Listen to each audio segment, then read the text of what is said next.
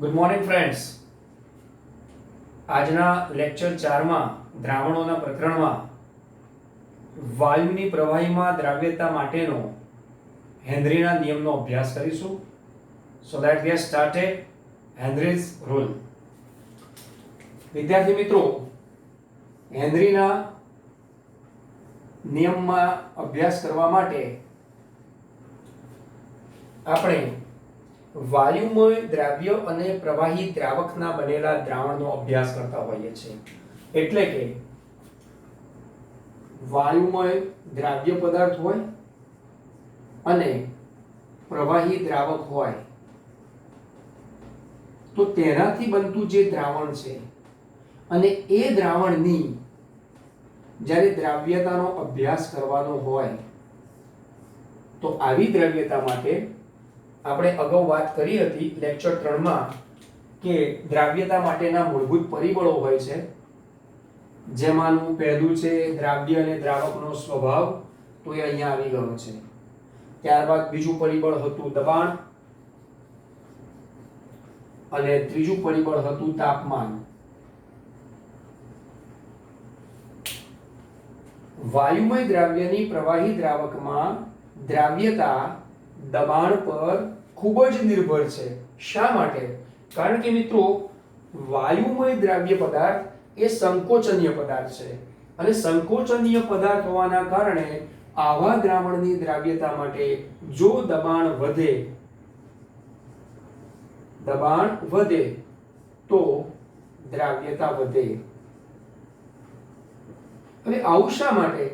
તો એના માટે જ હેનરી નામના વૈજ્ઞાનિકે અભ્યાસ કર્યો, પ્રાયોગિક અભ્યાસ કર્યો અને તેમણે આલેખ દ્વારા જે રજૂઆત કરી એ હમણાં આપણે આગળ ઊંડાણથી અભ્યાસ કરીશું. તો આનો મતલબ એ થયો, જો દબાણ ઘટે તો વાયુમય પદાર્થની પ્રવાહી દ્રાવકમાં દ્રાવ્યતા ઘટે. તો આનો મતલબ એ થયો કે વાયુમય દ્રાવ્ય જે પદાર્થ છે તે તેમના પોતાના કોઈ ચોક્કસ દબાણ પર નિર્ભર છે. કારણ કે દબાણ વધે છે તો દ્રાવ્યતા વધે છે અને દબાણ ઘટે છે તો દ્રાવ્યતા ઘટે છે.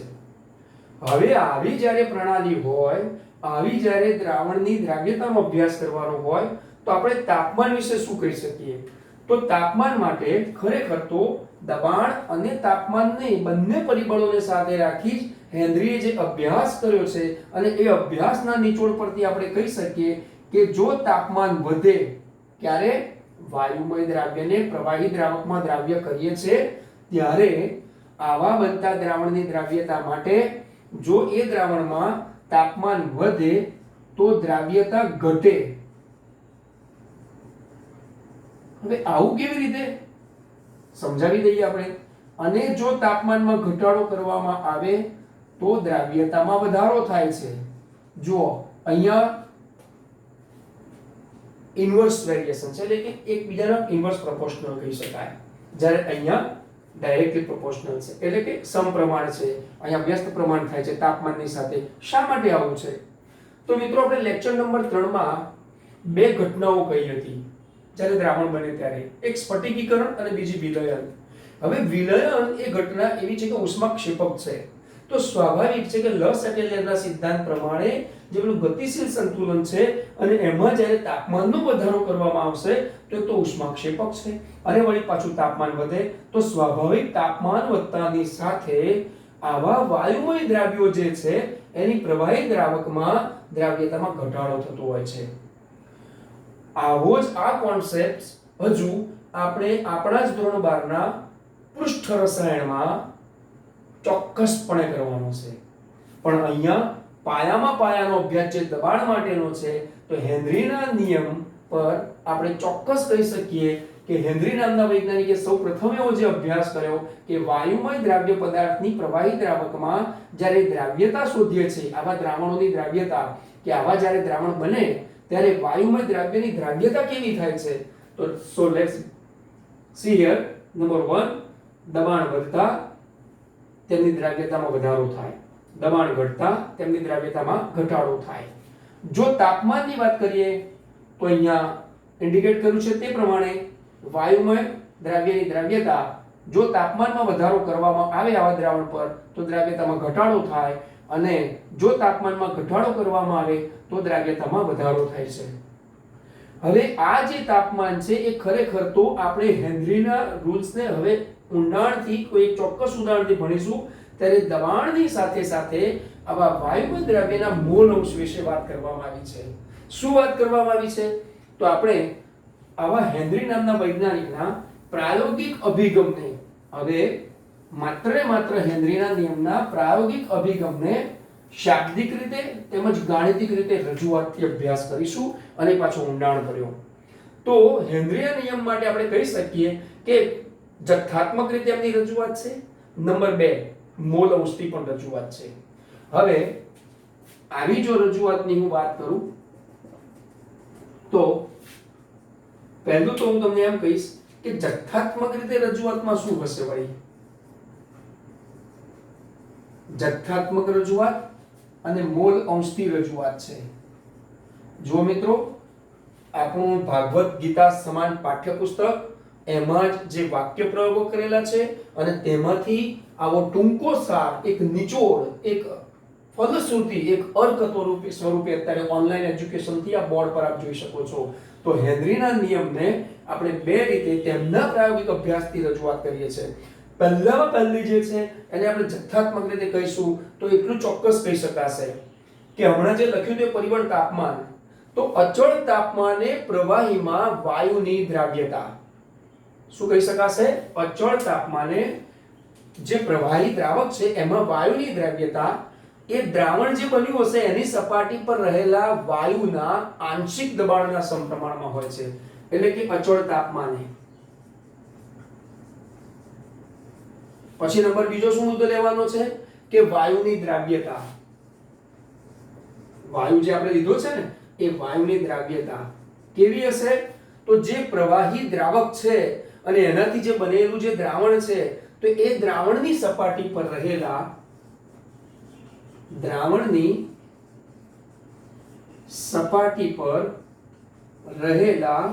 જે વાયુમય આપણા જે ખરેખર ઘટક છે ને આપણો જે વાયુમય એ વાયુના આંશિક દબાણના સમપ્રમાણમાં છે. સપાટી પર રહેલા વાયુના આંશિક દબાણ ને સમપ્રમાણમાં છે. આ એની જથ્થાત્મક રજૂઆત છે. કોની? હેનરીના નિયમ પર આધારિત. કે એક તો અચળ તાપમાન છે. અચળ તાપમાને જ્યારે પણ પેલું દ્રાવણ બન્યું છે ત્યારે તે ઘટનામાં વાયુની જે દ્રાવ્યતા છે તે દ્રાવણની સપાટી પર રહેલા વાયુના આંશિક દબાણના એટલે કે વાયુની દ્રાવ્યતા. હવે આ દ્રાવ્યતા કેવી દ્રાવ્યતા લઈ શકાય? તો સ્વાભાવિક છે કે તેના માટે બીજી એક રજૂઆત છે આપણી પાસે મોલ અંશ. એટલે આ દ્રાવ્યતાને કેવી લેવાની એ હમણાં આપણે અભ્યાસ કરીએ. હવે જ્યારે પણ એ દ્રાવ્યતા તો એ દ્રાવણની સપાટી પર રહેલા વાયુના આંશિક દબાણને, તો આંશિક દબાણ કેવું લેવાનું એની પણ હવે આપણે વાત કરીશું. તો જુઓ હવે આપણે થોડું ગાણિતિક સ્વરૂપ તરફ જઈ રહ્યા છે. હવે નંબર બીજાની રજૂઆત કરીશું આપણે. બીજા નંબરમાં શું કહેવામાં આવ્યું છે? મોલ અંશ પ્રમાણે છે કે દ્રાવણમાંના વાયુના મોલ અંશ. જોજો હો, દ્રાવણમાંના વાયુની દ્રાવ્યતા છે, ધેટ મીન્સ કે મોલ અંશ.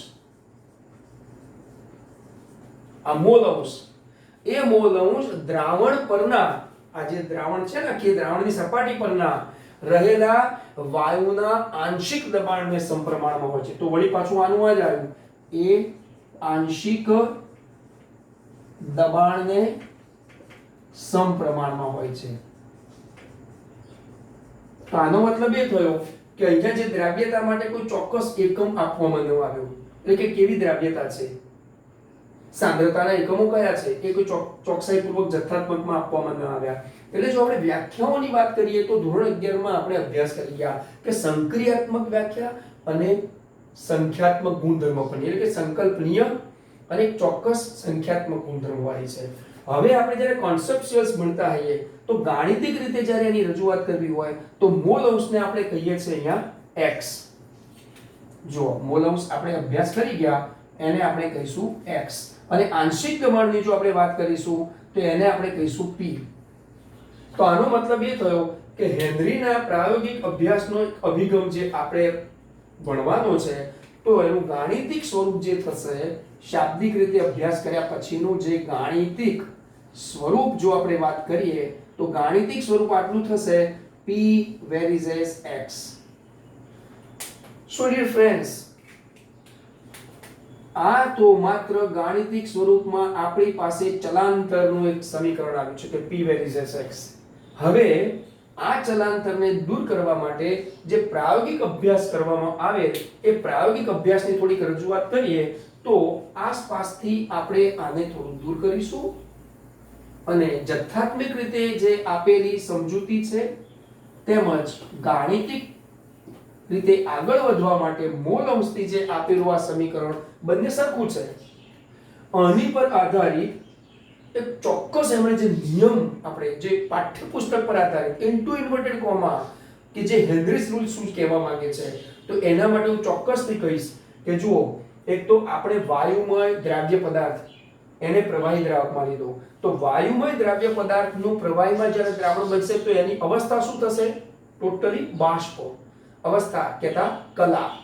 તો હવે આપણે આવી રીતે કહી શકીશું કે બાષ્પ કલામાં વાયુનું આંશિક દબાણ આપણે લખવું તો લખી શકાય કે બાષ્પ કલામાં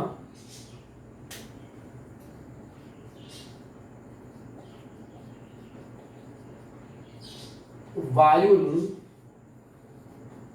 આંશિક દબાણ જોજો બરાબર. હવે જો બાષ્પ કલામાં એટલે કે આખું જે દ્રાવણ છે એની એક અવસ્થા એક કલા થઈ ગઈ છે બાષ્પ, એમાં વાયુનું આ આંશિક દબાણ. હવે એ વાયુનું જે આંશિક દબાણ કયો આપણે લીધો છે? p. તો આપણે લખી દીધું અહીંયા p. એ દ્રાવણમાંના વાયુના આખા દ્રાવણમાંના વાયુના મોલ અંશને સમપ્રમાણમાં હોય છે. તો p એ દ્રાવણમાંના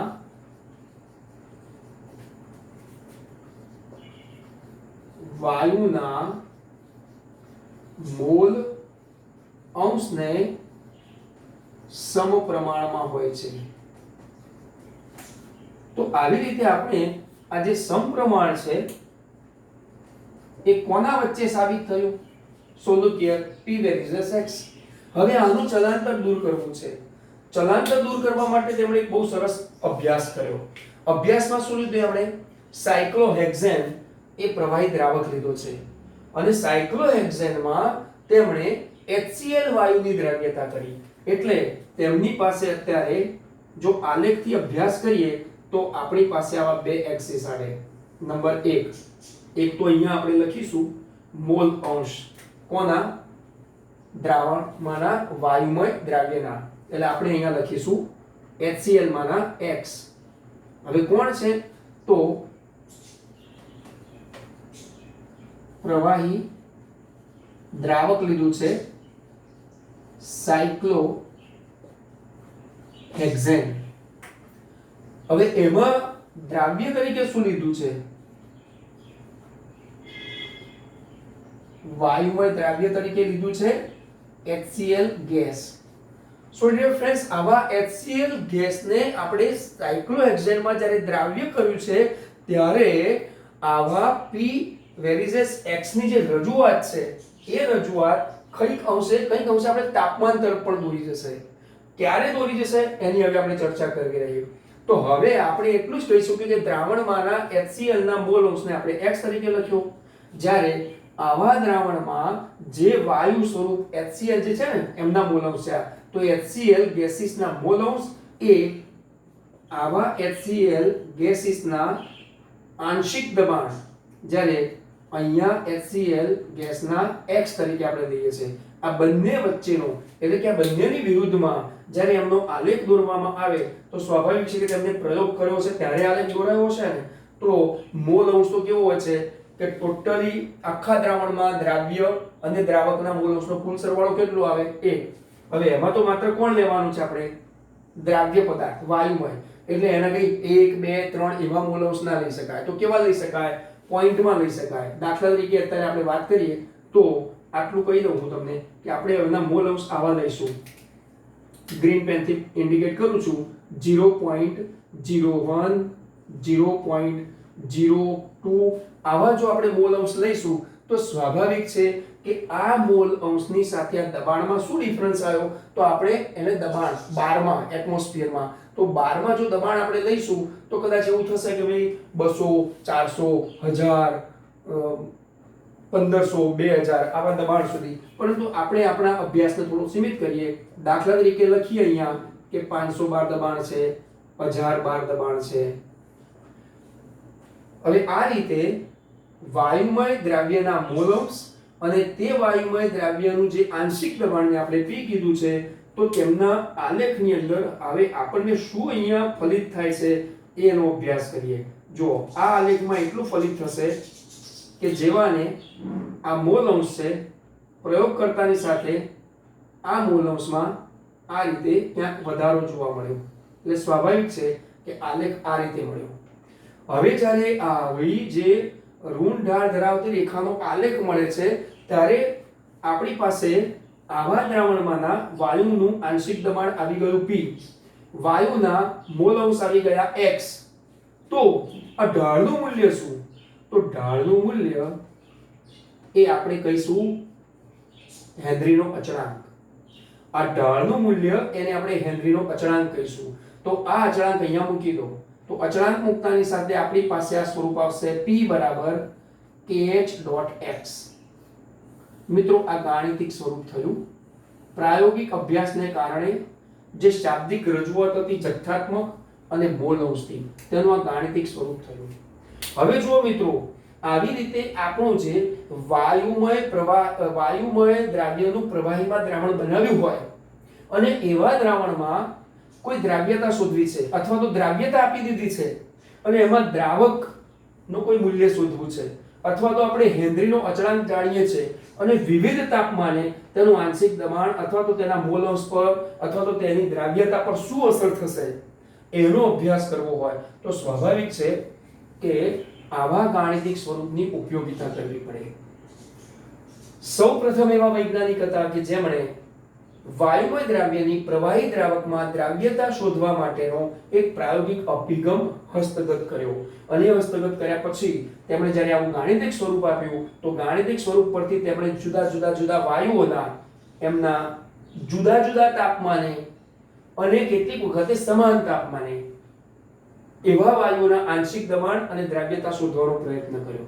અને તેની પરથી તેમણે તાપમાનને વધારાની સાથે આ kh ના મૂલ્યમાં શું ફેરફાર થાય છે તેનો પણ અભ્યાસ કરાવડાયો.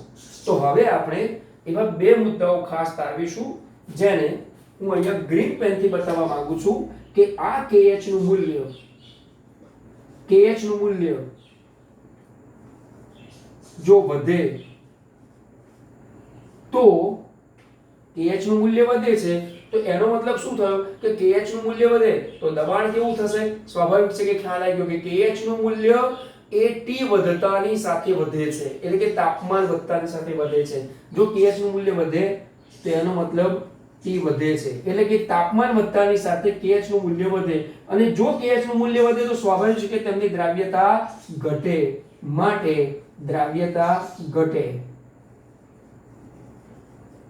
આપણી પાસે અત્યારે આ મેઇન પોઈન્ટ્સ આવી ગયો છે કે kh ના મૂલ્ય પરથી, એટલે કે જે મુખ્ય એમનો હેનરીનો નિયમ અને હેનરીની અંદર તેમણે જે મુખ્યત્વે તેમનો પોતાનો અચળાંક આપ્યો છે એવા અચળાંકના મૂલ્ય પરથી તેમણે પ્રાયોગિક એવા જુદા વાયુઓની વાત કરી, જેમ કે ડાયનાઇટ્રોજન છે, ડાયોક્સિજન છે, એવા જુદા વાયુઓની સમાન તાપમાને એક્ઝેક્ટલી કોઈ ચોક્કસ તાપમાને એમના P ના જે અલગ મૂલ્યો હતા એવા આંશિક દબાણના અલગ મૂલ્યો પરથી દ્રાવ્યતા શોધવાની વાત કરી. ત્યારે તાપમાન પર આધારિત જુદા તાપમાને જ્યારે પણ kh ના મૂલ્યની ચર્ચા થઈ ત્યારે ચોક્કસ એક વાક્ય આપણે કહી શકીશું કે kh નું મૂલ્ય તાપમાન વધતાની સાથે વધે છે, એટલે કે આ kh હેનરી અચળાંકનું મૂલ્ય તાપમાન વધતાની સાથે શું થાય? આવો MCQ પૂછો તો આપણે કહી શકીએ કે kh નું મૂલ્ય તાપમાન વધતાની સાથે વધે છે. તો વાયુની દ્રાવ્યતા ઘટે છે. કેમ? ગાણિતિક સમીકરણ કહી આપે છે. તો આનો મતલબ એ થયો કે kh અને તાપમાન સમપ્રમાણમાં જાય છે એક્ઝેક્ટલી. તો આનો બીજો મતલબ એવો થયો કે kh નું મૂલ્ય ક્યારે ઘટે? તો તાપમાન ઘટતા kh નું મૂલ્ય ઘટશે અને kh નું મૂલ્ય ઘટશે તો દ્રાવ્યતા વધશે. તો આનો મતલબ એ થયો કે આપેલા આ ગાણિતિક સ્વરૂપો પરથી kh નું મૂલ્ય જાણતા હોઈએ તો દ્રાવ્યતા કહી શકાય કે એક જ કોઈક આવી રીતનું દ્રાવણ છે ને એ દ્રાવણમાં તેમના KH ના મૂલ્યમાં ફેરફાર થાય તો સ્વાભાવિક દ્રાવ્યતામાં ફેરફાર થશે જ. સો ડિયર ફ્રેન્ડ્સ, આજના લેક્ચરમાં આપણે હેનરીના નિયમમાં તેમની જે જથ્થાત્મક અને મોલ અંશ પ્રમાણેની રજૂઆતથી ગાણિતિક સ્વરૂપ સુધી પહોંચ્યા. આ ગાણિતિક સ્વરૂપ પરથી આપણે તેમનો ચોક્કસ જે હેનરીનો નિયમ છે તેને ઇન્ટુ ઇન્વર્ટેડ કોમામાંથી ભણી શક્યા. ત્યારબાદ આવા પ્રાયોગિક અભ્યાસને હાથમાં લીધો કે સાયક્લોહેક્સેનમાં દ્રાવ્ય કરેલા HCl વાયુમયનું જે દ્રાવણ હતું, તો અહીંયા આપણે HCl વાયુઓના મોલ અંશ અને એ જ HCl વાયુનું આંશિક દબાણ વચ્ચેનો એમના બંનેના વિરુદ્ધનો આલેખ દોરતા ઢાળનું મૂલ્ય જે મળ્યું તે KH બતાવે છે. એટલે કે આ ગાણિતિક સ્વરૂપમાં તેમનું ચલાંતર દૂર કરતા અચળાંક ઉદ્ભવ્યો અને આ અચળાંકના મૂલ્ય પરથી આપણે દ્રાવ્યતા વિશે અભ્યાસ કરી શકીએ છીએ. હવે આનું ઇમ્પ્લિમેન્ટેશન શું છે? તો આનું ઇમ્પ્લિમેન્ટેશન્સ બે છે વિદ્યાર્થી મિત્રો. એટલે કે આનું આપણે એપ્લિકેશન્સ ક્યાં ઉપયોગમાં લઈશું? તો આવા ગાણિતિક સ્વરૂપથી આપણને આપવામાં આવેલી કેટલીક રકમો ધેટ મીન્સ કે કેટલાક મૂલ્યો હોય, જેમ કે ઔદ્યોગિક ફેક્ટરીમાં એટલે કે રંગ રસાયણ બનાવતી કારખાનાઓમાં સીધું જ કંઈક આપણે રસોઈ બનાવતા એ ચલો દાળ ને ચોખા નાખી દીધી ખીચડી બની ગઈ, એવું નથી હોતું. કેમ? કારણ કે તેમાં સૌથી પહેલા પેપર વર્ક કરવામાં આવતું હોય છે કે આપણે કયા પ્રકારનો રંગ રસાયણ કે દવા બનાવવાની છે, શેમાં દ્રાવ્ય થશે, વાયુમય છે દ્રાવ્ય, ઘન છે કે પ્રવાહી છે. જો આ રીતે વાયુમય દ્રાવ્ય હોય તો સ્વાભાવિક પેપર વર્ક કરતાની સાથે જ ચોક્કસ જર્નલ્સમાંથી મૂલ્યો લઈને એવા વાયુઓને આપણે આવા સૂત્ર સમીકરણમાં કિંમતો મૂકી કેટલું તાપમાન રાખીશું, બોઇલર્સ એની અંદર તાપમાન કેટલો વધારો થશે, એ તાપમાનનો વધારો વળી પાછો થતા દબાણમાં વધારો થઈ જાય, બોઇલર ફાટે નહીં, બોઇલરને કે આપણે જે રંગ રસાયણ બનાવવાના છે તેના પ્રોડક્શન નુકસાન ના જાય. આ ઘણા બધા વિચારો કરવાના હોય છે. and that is the real implementations and the applications. એટલે વિદ્યાર્થી મિત્રો, આપણું રસાયણ વિજ્ઞાન એ માત્ર રસાયણ વિજ્ઞાન ન કહેતા સાચું એક કેમિસ્ટ્રી છે, કિમિયાઓ છે કે આવા સૂત્ર સમીકરણો ઉપજાવેલા છે, તેમાં આપણા કિમિયાઓ દ્વારા આપણે એનું ઇમ્પ્લિમેન્ટેશન કરવાનું છે. તો આનો મતલબ એ થયો કે આપણે રીતસરના દાખલાઓ ગણવા પડતા હોય છે. હા, ચોક્કસ. અને આપણે પણ આપણા પાઠ્યપુસ્તકમાં જે દાખલાની રકમો છે તે દાખલા કેમ ગણવાના એની મેં તમને સમજ આપી. નંબર 2, આવા જે દાખલાઓ ગણીએ કે આવું જે પણ ઇમ્પ્લિમેન્ટેશન કરવાનું છે, તો મેં તમને હમણાં જ જે સમજ આપી તે પ્રમાણે ઔદ્યોગિક કારખાનાઓમાં જ્યાં રંગ રસાયણ અથવા તો દવાઓ બનાવવાની હોય છે તેમાં હેનરીનો નિયમ પણ એટલો જ ઉપયોગી છે. બહુ ખાસ એક વાત કરું વિદ્યાર્થી મિત્રો, આપ પણ સર્ચ કરી શકો છો કે દરિયાના પેટાળમાં જે સ્કુબા ડાઇવિંગ, ધેટ મીન્સ કે સ્કુબા ડાઇવિંગ એટલે કે વર્ષો પહેલાની આવી દરિયાના પેટાળમાં ગુફાઓ હોય છે અને એને આપણે એટલે ગ્રેટ બ્લુ હોલ કહેવામાં આવે છે. તો એવા દરિયાઈ પેટાળની ગુફાઓમાં મરજીવાઓ પેટાળ સુધી પહોંચતા હોય છે. હવે સ્વાભાવિક છે કે એક વસ્તુ વિચારો કે આપણે ક્યારેક હિલ સ્ટેશન પર ફરવા જતા હોઈએ છીએ અને જેમ હાઈટ પર જઈએ તેમ પાતળી હવા થતા શ્વાસ લેવામાં તકલીફ પડતી હોય છે. હા, એક્ઝેક્ટલી, પર્વતારોહકોને પણ એ જ તકલીફ પડતી હોય છે. તો એવી રીતે જેટલી ઊંડાણમાં અને પાછું દરિયાના પાણીમાં જાય એટલે કે અંદર જતાની સાથે દરિયાના પાણીનું અને દરિયાના પાણી પર હવાનું દબાણ લાગતું હોય છે, ત્યારે ઊંચી સાંદ્રતાએ આવું દબાણ ખૂબ વધી જતું હોય છે. કોની પર? આવા મરજીયાઓના લોહીમાં આવા ઊંચી સાંદ્રતાએ દબાણ વધી જાય. This is the biochemistry. Yes, બાયોલોજીમાં પણ એક કેમિસ્ટ્રી આવે છે, તેની હું ચર્ચા કરું છું. હવે આપણો હેનરીનો નિયમ ત્યાં કેવી રીતે ઉપયોગી થશે? તો જ્યારે પણ શ્વાસ લેવામાં તકલીફ પડે છે તો એ વખતે ઓક્સિજનના સિલિન્ડર લઈને જવામાં આવતા હોય છે. તો સામાન્ય રીતે આપણે એમ સમજીએ કે હા, તો હોસ્પિટલમાં જેમ ઓક્સિજનના સિલિન્ડર ચડાવતા હશે ને તે રીતે ઓક્સિજનનું સિલિન્ડર લઈને જવાનું. પણ ના વિદ્યાર્થી મિત્રો, એ મરજીવાઓ કે પેલા પર્વતારોહકો જે ઓક્સિજનના સિલિન્ડર લઈને જાય છે તો હેનરીના નિયમની ચોક્કસપણે એમાં ઉપયોગિતા થાય છે. કેમ? કારણ કે તેમના લોહીમાં જે વાતાવરણીય વાયુઓની દ્રાવ્યતા વધી ગઈ છે, ઊંચી સાંદ્રતા થઈ છે, એટલે તેમનું દબાણ વધી ગયું છે. હવે જ્યારે એ મરજીવાઓ પાણી પર સપાટી પર આવે, મેં હમણાં કીધું હતું ને કે જથ્થાત્મક રીતે જે દ્રાવણની સપાટી પર તેમની જે દ્રાવ્યતા વધે છે, તો એવી રીતે સપાટી પર જ્યારે મરજીવાઓ આવશે ત્યારે એ દબાણ ઘટી જશે અને લોહીમાં જે નાઇટ્રોજન છે એ બબલ્સ થવા લાગશે, પરપોટા. અને આ થાય એટલે સ્વાભાવિક કે તેની જાનહાનિ થાય. આ જાનહાનિ થાય એને છે ને એ મેડિકલ ભાષામાં અથવા તો એની જે વૈદ્યકીય રીતે બેન્ડ્સ કહેવામાં આવે છે. એની અસરને ઘટાડવા માટે આવું સાચું રસાયણ વિજ્ઞાન હેનરીના નિયમની ઉપયોગિતા કરી અને તેમના ઓક્સિજન સિલિન્ડરમાં હિલિયમ, નાઇટ્રોજન અને ઓક્સિજનના યોગ્ય પ્રમાણ લેવામાં આવે છે. અને એવો ઓક્સિજન સિલિન્ડરથી તેઓના જાનને ખતરો હોતો નથી. હા મિત્રો, મેં પર્વતારોહકોની વાત કરી. પર્વતારોહકોમાં પણ એનેક્સિયા કરીને તેમની બીમારી થતી હોય છે. કેમ? કારણ કે બહુ હાઈટ પર જાય એટલે હવા પાતળી થાય, શ્વાસ લેવામાં તકલીફ પડે, એટલે એમના દિમાગ ચાલે નહીં, એમને સારા વિચારો ન આવે, એમની જે વિચારવાની શક્તિ છે એની પર કોઈ ચોક્કસ પ્રકારના કોઈ કંટ્રોલિંગ પાવર થઈ જતા હોય છે, એમનામાં નબળાઈ આવી જતી હોય છે. આ બધું એનેક્સિયા થતું હોય છે. એનું નામ છે એનેક્સિયા મેડિકલી. તો આવું ન થાય, આવી બીમારીને અટકાવવી હોય તો એના માટે પણ આવા પર્વતારોહકો ઓક્સિજનના જે સિલિન્ડર લઈ જાય છે એ ઓક્સિજનના સિલિન્ડરમાં હેનરીના નિયમ પ્રમાણે હિલિયમ, નાઇટ્રોજન અને ઓક્સિજનનું યોગ્ય પ્રમાણ એમાં કોમ્પ્રેસ કરવામાં આવે છે. So dear friends, this is the applications by Henry rule, એટલે કે હેનરીના નિયમની ઉપયોગિતા. હજુ પણ એક ઉદાહરણ આપને આપી દઉં કે આપણે જે લહેર, પેપ્સી, મિરિન્ડા અથવા તો ક્યાંક બાજારું રીતે સોડા વોટર પીએ છે, તો એ સોડા વોટરમાં એમની બોટલમાં પણ ચોક્કસ દબાણથી પેલો વાયુમય દ્રવ્ય ભરેલો છે. કારણ કે આપણને ખબર નથી, કંપનીવાળાને ખબર નથી કે આ બોટલ બનાવ્યા પછી તે ઉનાળામાં વેચાશે કે શિયાળામાં વેચાશે કે વરસાદી વાતાવરણમાં. એટલે ઉનાળામાં સ્વાભાવિક છે કે જે વખતે તાપમાન વધ્યું હશે, તાપમાન વધતાની સાથે પેલા pH ના મૂલ્ય પર અસર થઈ હશે, દ્રાવ્યતામાં વધારો થઈ ગયો હોય, દ્રાવ્યતામાં ઘટાડો થઈ ગયો હોય, એટલે ક્યારેક કોઈક વખતે જો ક્યાંક આવી ગફલત થઈ ગઈ હોય ફેક્ટરીમાં બનતી વખતે, અને ત્યારે એવી જે બોટલો છે એ બોટલો જે વખતે માર્કેટમાં વેચાતી હોય તો ક્યારેક કાચની બોટલ ફાટવાના કિસ્સા સાંભળેલા છે. આ જો અટકાવવું હોય તો આવા અભ્યાસ થકી તમારે સાચા કેમિસ્ટ બનવાનું છે. તો આવી સોડા વોટરની બોટલની અંદર જે વખતે ફિલિંગ થતું હોય છે એ દ્રાવણનું, કયા દ્રાવણનું? તો જે ઠંડા પીણા નહીં, તો ઠંડા પીણા માટે પણ આવો હેનરીનો નિયમ ઉપયોગી બનતો હોય છે. મિત્રો, સામાન્ય જનજીવનમાં ઔદ્યોગિક રીતે આપણે આવા હેનરીના નિયમની ઉપયોગિતા બતાવી છે, પણ એના દાખલા સ્વરૂપે થોડી કેટલીક રજૂઆત કરવી છે. So let get started to example by Henry's rule. બરાબર? તો હવે આપણે દાખલાઓની ગણતરી શરૂ કરીશું.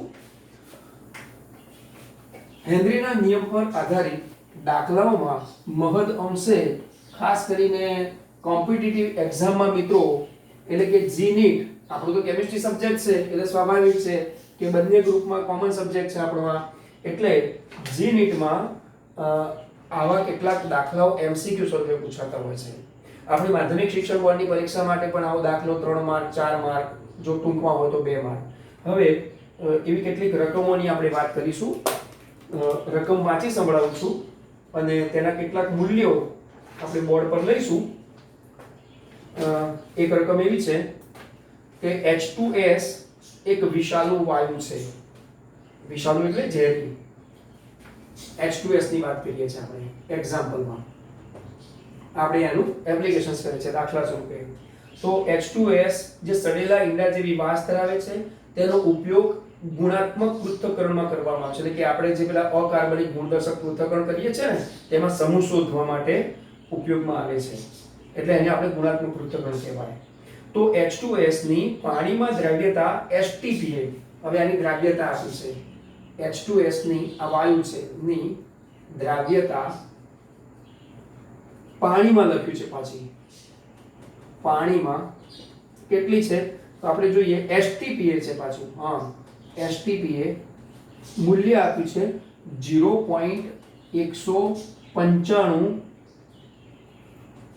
હવે આટલું મૂલ્ય આપ્યું હોય તો હેનરી અચળાંકની ગણતરી કરવાની છે. હવે જુઓ મિત્રો 0.195 આપણને આપી દીધો છે બરાબર. હવે એ 0.195 આપી દીધા છે મોલ, એટલે કે એનો મતલબ એ થયો કે પાણીમાં તેની દ્રાવ્યતા છે તો પાણી કેટલું લીધું હશે તો 1000 ગ્રામ.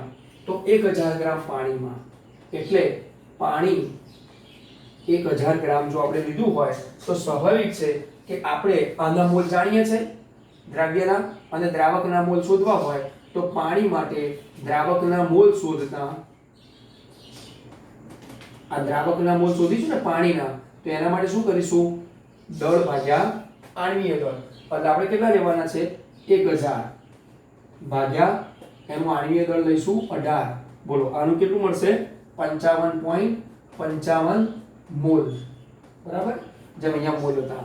હવે આપણી પાસે દ્રાવ્યના મોલ આવી ગયા અને અહીંયા દ્રાવકના મોલ આવી ગયા.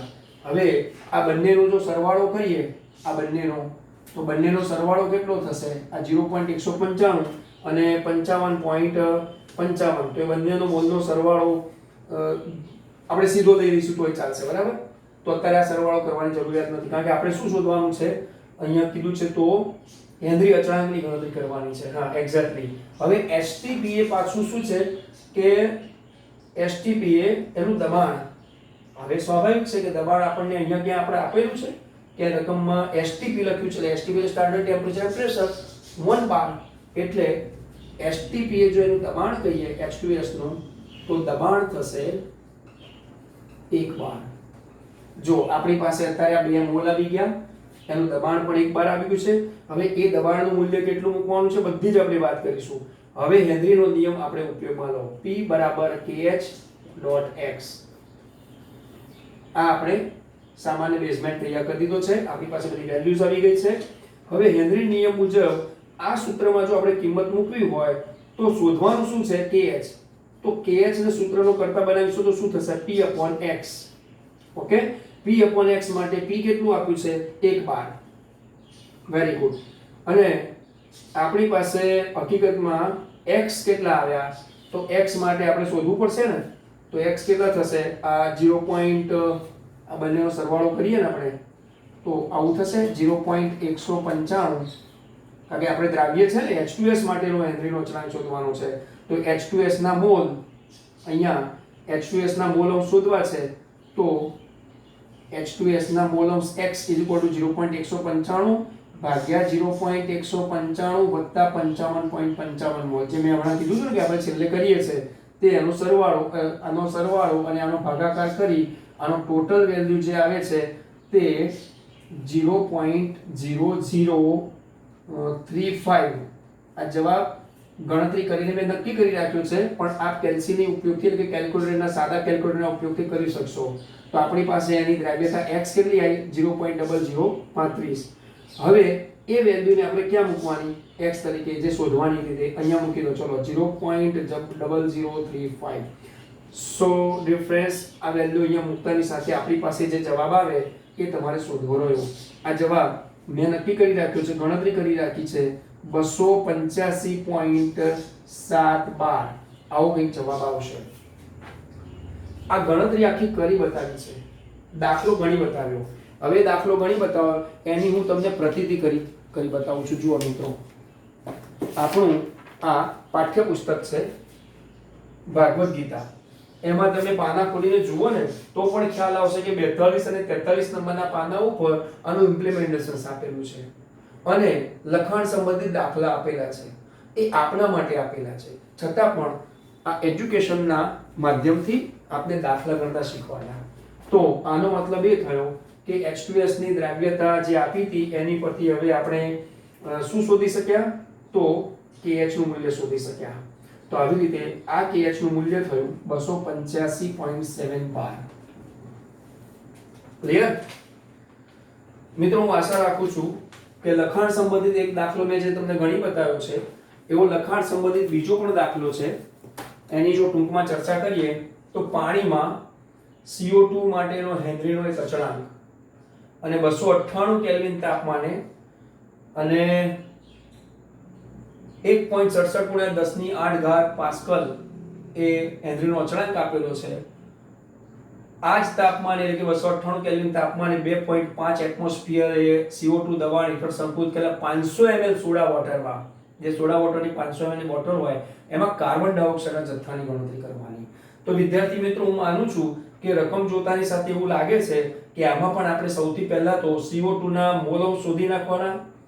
CO2 ના મોલ અંશ શોધી નાખી અને KH નું મૂલ્ય આપેલું છે.